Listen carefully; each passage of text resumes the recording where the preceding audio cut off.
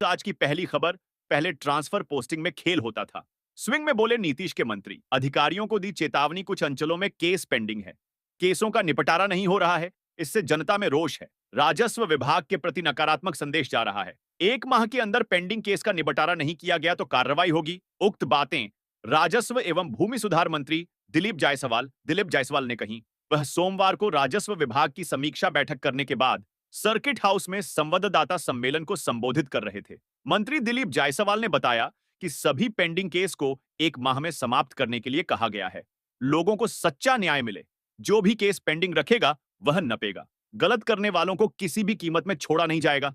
उन्होंने कहा कि इस विभाग में पहले ट्रांसफर पोस्टिंग में खेल होता था। मंत्री का प्रभार ग्रहण करते ही सभी को संदेश दे दिया कि गलती करने पर अब कार्रवाई होगी। 33 सीओ को निलंबित किया गया है। 62 सीओ पर अन्य तरह की कार्रवाई की गई है। राजस्व कर्मचारी व अधिकारी के पास पहले सर्विस बुक रहती थी। कार्रवाई होने के बाद भी सर्विस बुक भी अंकित कर लेते थे। सीओ व आरओ व अन्य पदाधिकारियों को अपनी सर्विस बुक के फाइल को विभाग में जमा करने के लिए कहा गया है। 189 अधिकारी ने सर्विस बुक जमा नहीं की है। उनका वेतन रोक दिया गया है। आगे और भी कड़ी कार्रवाई की जाएगी। उन्होंने कहा कि राजस्व एवं भूमि सुधार विभाग काले की कोठरी थी। विभाग को ठीक करने का सकारात्मक प्रयास किया जा रहा है। भूमि सर्वे में लोगों को परेशानी हो रही थी। लोगों को दिक्कत नहीं हो, इसके लिए रोक लगाई गई थी। सर्वे में कोई जल्दीबाजी नहीं है। सर्वे को आसान बनाने के लिए मामले को कैबिनेट में लाया जाएगा। राजस्व विभाग लोगों से जुड़ा हुआ विभाग है। यहां 70% मामले आपसी झगड़े का है। लोगों के बीच के विवाद को समाप्त करने का काम राजस्व विभाग कर रहा है। चलिए, एक और बड़ी खबर। राजद सांसद मनोज झा ने किया दावा, झारखंड में भाजपा को हो जाएगा सफाया। बिहार के उपचुनाव में होगी हमारी जीत। झारखंड में चुनाव प्रचार करने के बाद आज सुबह सुबह पटना पहुंचे राजद के राज्यसभा सदस्य मनोज झा ने एयरपोर्ट पर पीएम मोदी पर जोरदार हमला बोला। उन्होंने कहा कि भाजपा के पास बांटने काटने के अलावा दूसरा कोई विकल्प नहीं है। पीएम मोदी को तय करना होगा कि वो कैसे देश का निर्माण करना चाहते हैं। उन्होंने कहा कि पीएम मोदी सभी के पीएम नहीं है, यह दुख का विषय है। इसके साथ ही मनोज झा ने दावा किया है कि 23 तारीख को जब झारखंड का चुनाव परिणाम आएगा तो लोगों के भाजपा पैर के नीचे की जमीन खिसक जाएगी। उन्होंने कहा कि हेमंत सोरेन ने जो योजनाएं लाई हैं उसका बहुत ज्यादा प्रभाव पड़ा है और इंतजार कीजिए, 23 तारीख को बिहार के उपचुनाव का भी हम लोग यहां भी जीतेंगे। मनोज झा ने झारखंड और उपचुनाव में इंडिया गठबंधन के जीतने का दावा किया है। चुनाव में बुर्का उठाकर मतदान देने वाले बयान पर उन्होंने कहा कि पूरे देश में ऐसा माहौल चल रहा है। प्रधानमंत्री को देखना चाहिए कि वो किस तरह के देश का निर्माण कर रहे हैं। प्रधानमंत्री सबके प्रधानमंत्री नहीं हैं और यह दुख का विषय है। उन्होंने कहा कि भाजपा को बस काटने और बांटने के अलावा कुछ नहीं आता है। मनोज झा ने कहा कि भाजपा के लोग देश भर में जहर बो रहे हैं, लेकिन अब जहर का काट मिल गया है। जब 23 नवंबर को रिजल्ट आएगा तो उनके पैर से जमीन खिसक जाएगी। वहीं पीएम मोदी को लेकर उन्होंने कहा कि नरेंद्र मोदी का अडानी के प्रति स्नेह देख लेने से पता चल जाएगा कि पीएम मोदी के लिए अडानी से बड़ा कोई मित्र नहीं है, उनकी खुद की पार्टी भी नहीं, केवल अडानी और अमित शाह हैं। चलिए, एक और बड़ी खबर। रांची को कराची न बनने दें। गिरिराज ने झारखंड के लोगों से कहा, अपनी बहू बेटी की इज्जत को देखकर वोट करें। झारखंड विधानसभा चुनाव, झारखंड असेंबली इलेक्शंस को लेकर केंद्रीय मंत्री गिरिराज सिंह का बड़ा बयान सामने आया है। उन्होंने झारखंड के वोटरों से अपील की है कि वोट देने जाएं तो यह देख ले कि हेमंत सरकार ने रांची को कराची बनाने का काम शुरू किया है। उन्होंने कहा कि नौजवानों के भविष्य को देखकर वोट करें, अपनी बहू बेटी की इज्जत को देखकर वोट करें। गिरिराज सिंह ने कहा कि निश्चित तौर पर बुर्का पहन के कोई महिला जा रही है तो यह आदेश है।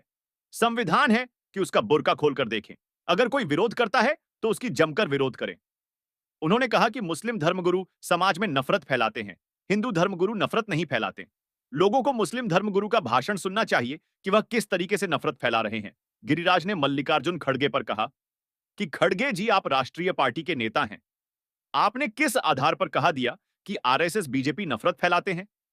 उन्होंने कांग्रेस में बड़ा आरोप लगाया है कि आजादी के बाद से अपने तुष्टीकरण किया है, अपने हिंदू मुसलमान किया है।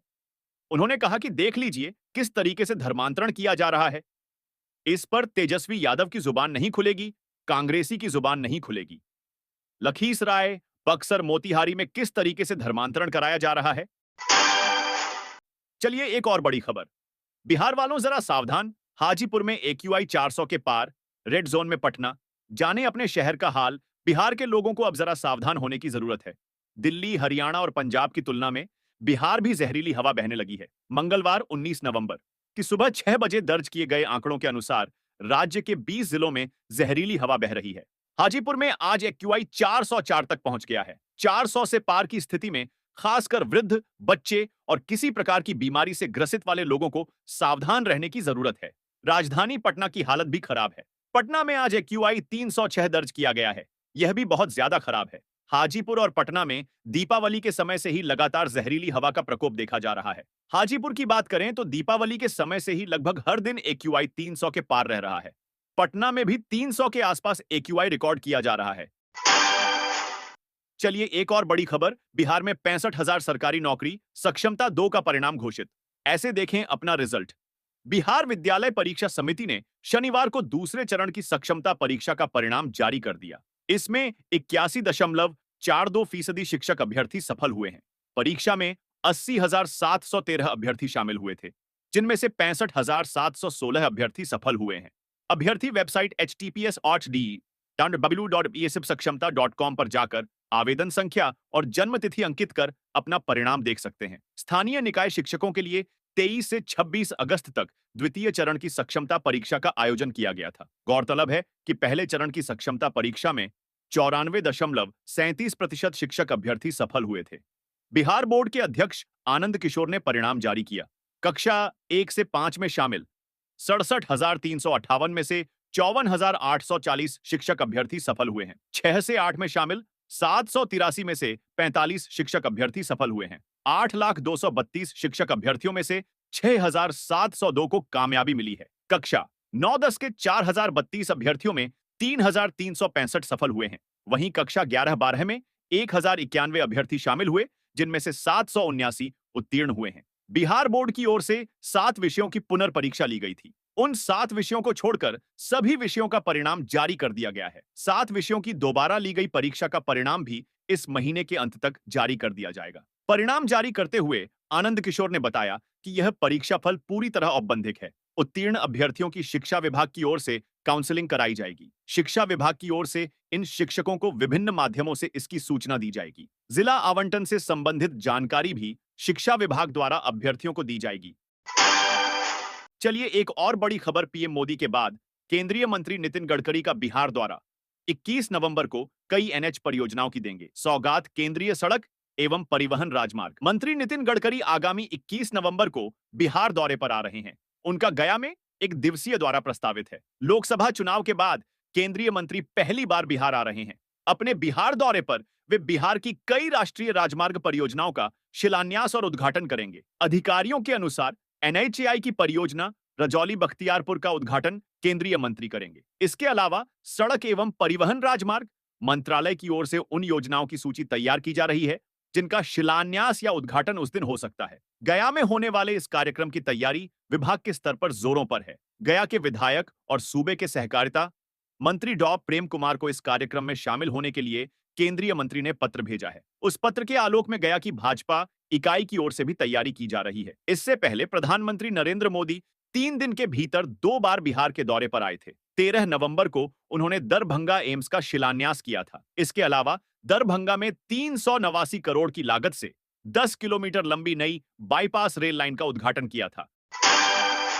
चलिए एक और बड़ी खबर, खरगे जी व्याकुल हो गए हैं। जरेनिया बिहार के उप मुख्यमंत्री ने बता दिया कांग्रेस अध्यक्ष किसे दे रहे बढ़ावा। बिहार के उप मुख्यमंत्री विजय कुमार सिन्हा ने कांग्रेस अध्यक्ष मल्लिकार्जुन खड़गे के उस बयान का जवाब दिया है जिसमें उन्होंने कहा है कि भारत में अगर राजनीतिक रूप से सबसे खतरनाक कोई चीज है तो वह बीजेपी और आरएसएस है। विजय सिन्हा ने इसका जवाब देते हुए कहा कि खड़गे जी कांग्रेस के युवराज की भाषा को बढ़ावा देने की कोशिश करते हैं। विजय कुमार सिन्हा ने दिया खड़गे का जवाब। विजय कुमार सिन्हा ने कहा कांग्रेस लंबे समय तक सत्ता में थी, तब उन्हें यह याद नहीं आया। आज जब भारत में आतंकवाद, उग्रवाद खत्म हो रहा है, अपराध और भ्रष्टाचार पर प्रहार हो रहा है, तो वे व्याकुल हो गए हैं। ऐसे मानसिकता के लोग लोकतंत्र के दुश्मन हैं।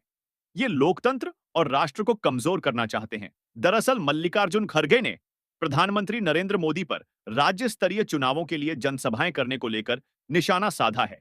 कांग्रेस अध्यक्ष ने कहा कि यह विधानसभा चुनाव है, देश का प्रधानमंत्री चुनने का नहीं। मोदी की सत्ता की भूख अभी शांत नहीं हुई है। कांग्रेस अध्यक्ष मल्लिकार्जुन खड़गे ने रविवार को महाराष्ट्र के सांगली में बीजेपी और आरएसएस पर जमकर हमला बोला था। खरगे ने बीजेपी की जहर से की तुलना। उन्होंने भारतीय जनता पार्टी और राष्ट्रीय स्वयंसेवक संघ की तुलना जहर से की और उन्हें भारत में राजनीतिक रूप से सबसे खतरनाक बताया था। उन्होंने कहा था कि अगर सांप काटता है तो वह व्यक्ति मर जाता है, इसलिए ऐसे जहरीले सांप को मार देना चाहिए।